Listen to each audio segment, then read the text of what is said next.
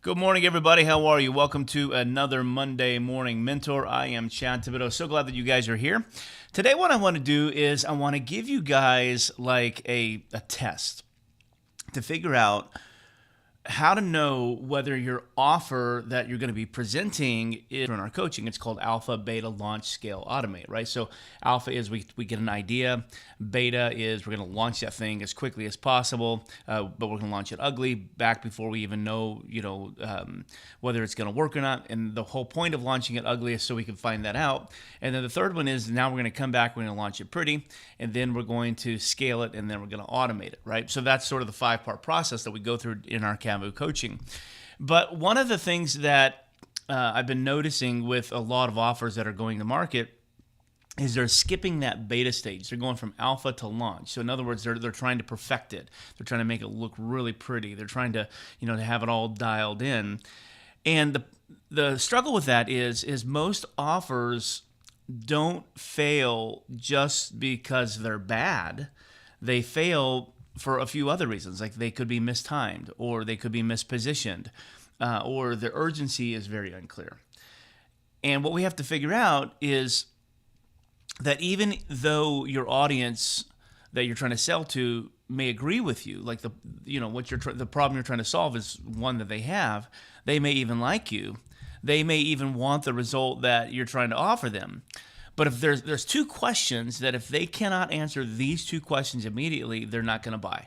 And those two questions are why this, why now? Like literally write that down. Why this, why now? And that's really what I want to talk with you through today. I want to just give you a simple diagnostic test that you can run any offer through. So before you launch it, before you pitch it, before you put money behind it, it's got to pass this particular test. And if it passes this test, it will convert. If it doesn't pass this test, it won't convert, okay? And so let's get through that. So the first part of this is the why this, okay?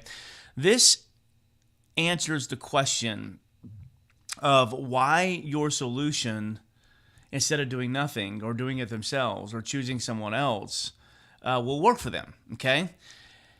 And the test that you're going to want to put through the why this, the test number one is this problem painful enough? And you have to ask this question honestly as a coach or a business owner, okay?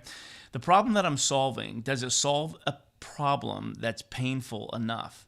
If someone does nothing for, let's say, the next 90 days, what gets worse? And I want you to just pause and think about that right there. If someone, your prospect, does nothing for the next 90 days, what gets worse? And if the answer is not much, then you don't really have an offer problem. You have a problem selection problem, okay? So in other words, that means that you've just chosen the wrong problem to solve. So I want you to take some time this morning to ask yourself, the problem that I'm solving in my business, whether it be coaching or consulting or teaching or information or even brick and mortar, if the person I'm trying to sell to, if they do nothing for the next 90 days, what gets worse? One, if you don't know how to answer that, if you don't know what gets worse and you haven't done enough research, you got to go back. But second, if your answer is not much, then you don't have an offer problem. Your problem is not the offer. Your offer is not the problem. The problem is the problem, okay? And here's what we know. Offers that convert at a pretty high level, okay, they solve problems that compound, these 5 things. Okay, there's more, but there's 5 right off the top of my head. The first one is lost time. Okay, so high converting offers solve problems that compound lost time, or lost money, or lost confidence, or missed opportunities, or some kind of mounting stress. Okay, so those are really the 5 problems that people have. I always say that people really only have 3 problems. They have money, time, or know-how, right? So they either need more or it's costing them too much money. They either need more or it's costing them too much time, or they either need to go learn how to do something or they don't want to spend the time to learn how to do something, so they need somebody else to do it for them. Okay, but it's really lost time, lost money, lost confidence, missed opportunities, mounting stress. Those are the things that I try to pound into my students. I try to pound into their mind. You got to fix those. Okay, so I want you to just write this sentence down. If nothing changes in the next 90 days, what gets worse? And I want you to focus on the what and see if you can come up with 3, 4, 5 bullet points. And do those bullet points go with time, money, confidence, opportunity, or stress? Okay, and if it does, then you know that your offer probably will be okay. The second test that we're going to do, as far as like why this, like, is this the offer? The second test that we're going to do is the outcome clear and specific? Is the outcome clear and specific? When you have a lisp, that's a very difficult word to say. Specific. It's got all the bats in it. Okay, so test number 1 was, is this problem painful enough? Test number 2 is this outcome clear and specific enough? Okay, so a vague outcome will kill urgency. Okay, a vague outcome will clear urgency. If they don't need it and need it right now, then they have a built-in wait button. Okay, your prospects have a built-in wait button. So we want to remove that wait button. Okay, so vague outcomes kill urgency. So you need to have more clarity, more confidence, more growth. Those are fine, but they're not triggering action. So the more is the vaguity. When we use more, so like many times I'll ask people to say, okay, if somebody listens to you, they buy your product, they listen to you, they do what you say, what happens? And when the first word of their answer, when it's more or get more, then I tell them, you don't have a very good offer. You need to be very specific, because clear outcomes answer how much, by when, in what area of life or business, okay? How much, by when, in what area of life or business, okay? So you need to be able to put specificities behind that. You need numerical, measurable outcomes, okay? When they're numerical, measurable outcomes, how much, by when, in what area of life or business, then your offer can become incredibly clear and specific. So here's a couple contrasts. So you could say something like, I help coaches grow their business, okay? Okay, great. You help coaches grow their business. Well, what does that mean, right? Or you could say something like, I help coaches add 3 to 5 high-ticket clients in the next 90 days. Okay, so one is vague and one is very specific. Okay, and you have to be able to understand that people don't buy improvement. What they actually buy is they buy relief and momentum. Okay, nobody just wants to improve; they want relief.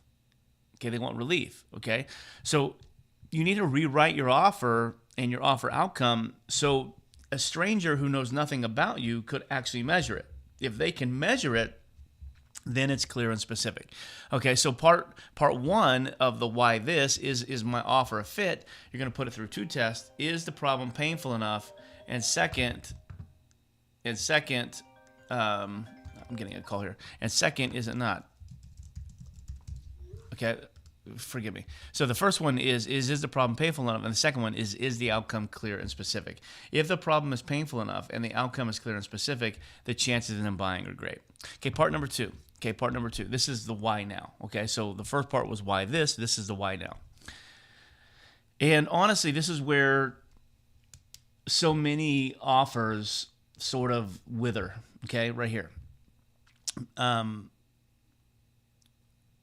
Here's the test I want you to focus on. What changes if they delay? Okay, so what happens to your prospect if they wait until next month? What do they miss? What does it cost them? So so some people say, well, Chad, I don't really have a measurable outcome. Okay, so you have to ask the question then, what does it cost them not to work with you? And you have to put that work in. Okay. What does it cost them not to work with you? What happens if they wait? What do they miss? What will it cost them? If waiting sort of feels neutral, sort of like in the first part, then urgency is gone. Urgency doesn't mean pressure. It means consequence. Okay, I want you to look at the difference between that, okay? Urgency, when it is related to a consequence, can sell. Urgency, when it's related to pressure, is just that. It's pressure. And nobody likes to be pressured. But they have to be able to feel like, oh my gosh, I really need this. And if I don't get this now, then this negative thing is going to happen. You have to be able to do that. So one of the mistakes that I see a lot of people when we're auditing their offer, one of the things that I see a lot is a bonus goes away or a gift goes away or whatever. And that's fine if that bonus is something that, solves the why this, why now problem. But most of the time they don't. So you can't just put something goes away as your urgency. You have to put something will cost them as their urgency. Because if waiting feels neutral, there's no urgency. Okay, but if there's a consequence, then urgency is heightened. Okay, and you have to know that. So I'll give you an example. So, like when you're hiring somebody, right? So if you put this job is open until Friday. So now you have a window of hiring. So there's urgency there because they don't want to miss that hiring window. Okay, or like for instance, the Super Bowl was yesterday. Okay, and in the town of San Francisco, just like the town of Phoenix when it comes here, is when the Super Bowl is around, then Airbnb prices like quadruple because there's so many people coming to town, right? And so, you want to get your house ready, you want to get it on the market in the Airbnb because you don't want to lose that lost season of momentum, okay, or of opportunity, okay? Another year starting behind, or if there's some kind of health issue, or if there's some kind of burnout, or if their relationship is on the line. Those are some examples of consequences happening with urgency. Okay, so if delaying doesn't hurt, buying doesn't happen. I want you to write that down. If delaying doesn't hurt, buying doesn't happen. Okay. So I want you to process and say, if you don't start now, you'll still be dealing with blank in 6 months. Okay, you'll still be dealing with blank in 6 months. The second test that you're going to put in the why now is there a natural time anchor? So test number 4 is there a natural time anchor? Okay, strong offers are tied to real world timing. Okay, not some fake artificial deadline. Okay, so here's some natural anchors, things like calendar moments, so end of quarter, end of year, season, okay, or life transitions, or business cycles, or energy windows, or market shifts. Okay, those are some natural anchors. So I want you to think through. Okay, so what are some natural anchors that happen in life and in business that I can take advantage of? So some examples would be like before the new year starts, or before the busy season, or while you still have momentum, or before burnout forces a reset. Okay, deadlines don't create urgency, but context of that deadline does. Okay, so you need to identify one real, honest reason why now matters for your audience. Okay, so let me just recap this, and then we're going to move on to part 3, and then I'm going to finish up for the day. Okay, chances are the reason why your offer is stagnant is you haven't put it through the 4 pressure points of the why this, why now. And pressure point number 1 is the problem painful enough? Pressure point number 2 is the outcome clear and specific?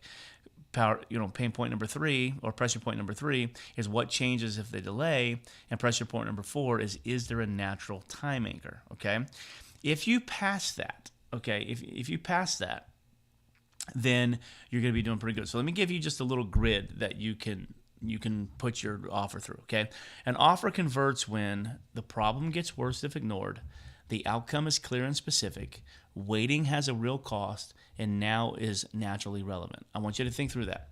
So your offer passes the grade. It will convert if the problem gets worse if ignored, the outcome is clear and specific, waiting has a real cost, and now is naturally relevant. One of the big mistakes you can make in business is when it's all about you. Okay, when I'm only going to be offering this for 3 more days. Okay, well, why? Why are you only offering it for 3 more days? Okay, that's an artificial deadline. It doesn't have the weight that you think it does. Okay, hey, I'm going to be raising my price tomorrow. Okay, well, why are you raising your price tomorrow? It probably doesn't have the impact that you think it does. Okay, what you want to do is you want to flip it from you to over to them and ask, for my prospect, does their problem get worse if it's ignored? For my prospect, have I done a very good job of making the outcome clear and specific? For my prospect, does waiting have a real cost? For my prospect, is now naturally relevant? If any of those boxes are unchecked, don't launch your offer yet. Go back and fix the box, okay? So how do you fix a failing offer? Okay, just real quick. Okay, you're going to narrow the problem. You're going to increase specificity. You're going to attach an outcome to a visible metric. Okay, that's if your why this is weak. So if your why this is weak, narrow the problem, increase specificity, and attach the outcome to visible metric. If your why now is weak, you're going to add a time-bound consequence. You're going to tie the offer to a season or transition, and you're going to emphasize momentum lost by waiting. Okay, you're going to do those two things. So that's a little grid that you can put your offer through. Okay, so just real quick, here's a five-point test that you're going to do today. My offer solves what?